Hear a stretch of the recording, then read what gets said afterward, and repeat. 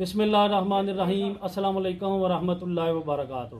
आप देख रहे हैं मैर मेरा पाकिस्तान यूट्यूब चैनल और मैं हूँ कैसर महमूद। अज मैं गल करां दा पंजाबी च ते भाई रिजवान बलोट साहब ये अमरीका की तशरीफ लियाए ने ते मेरे को मौजूद ने। मैं इन्हां दे डेरे ते बैठे हाँ, डेरा भी माशाअल्लाह बना रहे हैं।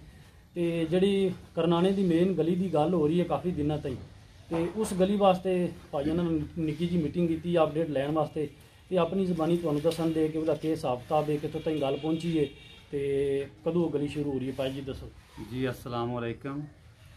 उस गली की मेजरमेंट हो गई है।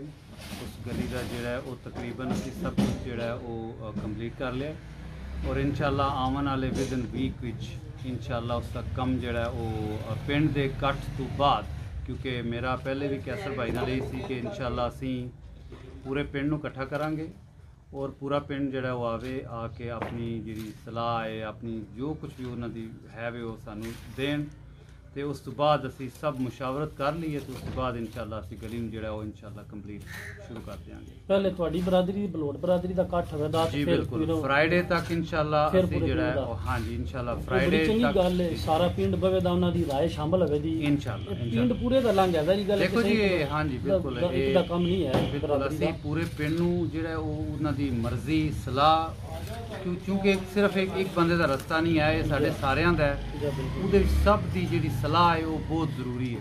ये तकरीबन कितनी कोई लागत आ रही है अंदाजन के तुहाडा अंदाजा? ये भाईजान 2-3 एस्टीमेट आए ने। एक जड़ा है वो तकरीबन आया 48 लाख का। अच्छा।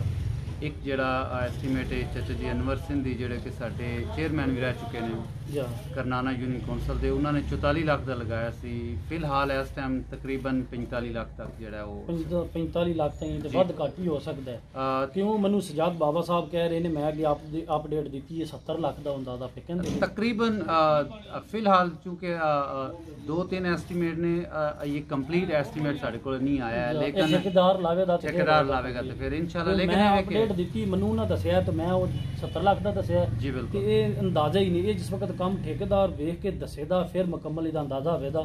तो ये जो तुसी पैसे ला रहे हो, जो राह बना रहे हो, इसका क्या तुहाडा मकसद है? कोई सियासी मकसद है या कोई फलाई काम है या क्या समझ के कर? ये अल्हम्दुलिल्लाह ये सिर्फ और सिर्फ फलाई काम है अपने पिंड वास्ते, खुदा वास्ते। और ये सिर्फ पिंड ही नहीं है, इतों साढ़े कई पिंड जोड़े ने इतों तो उन्होंने गुजर उन्होंने वास्ते जोड़ा ये सारा जोड़ा किया गया है। तो ये कोई सियासी मफाद नहीं है और मैं किसी सियासी पार्टी नाल कोई मेरा तलक भी नहीं है। बिल्कुल भाइयों का कोई किसी सियासी पार्टी नाल तलक नहीं। तो बड़ा फलाई बेहतरीन काम कर रहे हैं।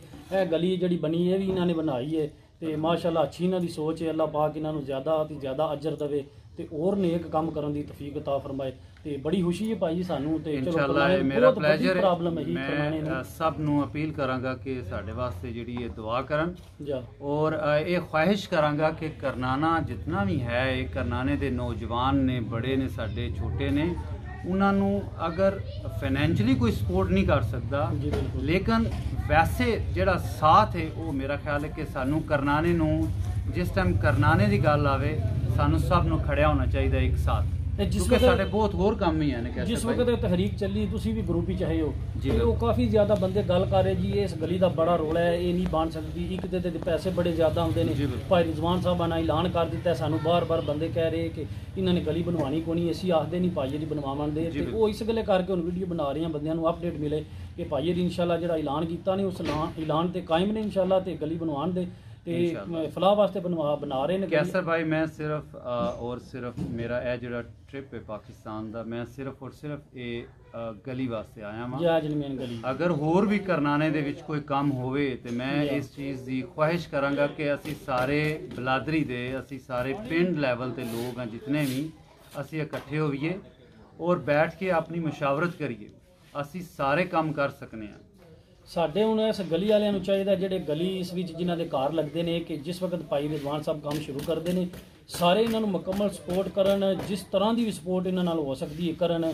तो कोई रोला इस गली में ना बनाना कि इन्हों राह बना देन। ये तुहाडी भी बेहतरी है, इन्हों की बेहतरी है, नाल आले दुआले वाले पिंडों की बेहतरी। भाजी असीं दुआ करने अल्लाह पाक तुहानूं ज़्यादा तो ज़्यादा अजर देवे तो और नेक काम करन दी तौफीक अता फरमाए। जिस वक्त काम गली का शुरू होया इंशाअल्लाह नाल तुहानूं अपडेट देंदे रहांगे। बड़ी मेहरबानी भाजी जनाब, इंशाअल्लाह ताबियादार हाँ, इंशाअल्लाह जिहड़ा ओह तुहाडे नाल हां।